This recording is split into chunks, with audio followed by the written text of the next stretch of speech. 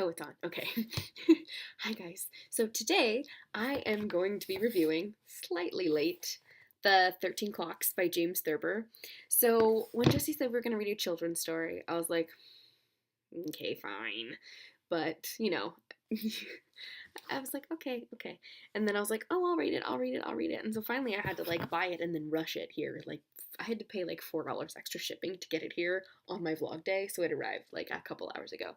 So I sat and I read it and I kind of loved it. It was absolutely absurd.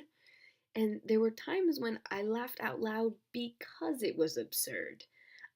I think the character of the Duke was hilarious, and I don't think he was necessarily supposed to be hilarious because he's like killing children and feeding people to, was it sheep, goats? What was geese?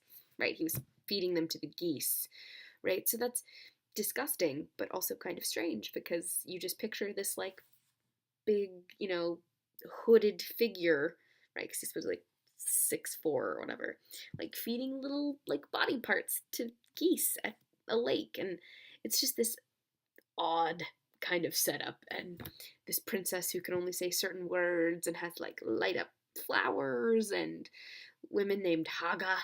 I mean, it's great. There were a couple of lines that I really enjoyed.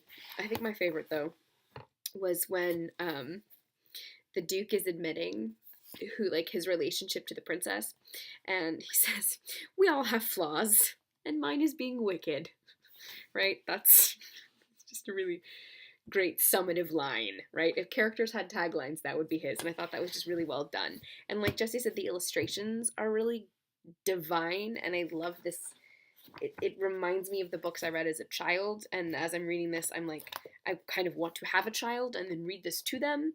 So if I pop up babies before, schedule, that's on you.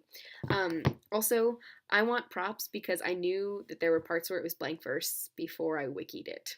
So look at me being an English teacher. So yeah, I don't have a whole lot of time left, but I'm going to announce the next month's book, which is We Were Liars by E. Lockhart. It comes out about 2 weeks into May, but it's only gonna be $9 on Kindle, and I think because it's pretty short and it's YA that us educated women can manage to read it in the time allotted.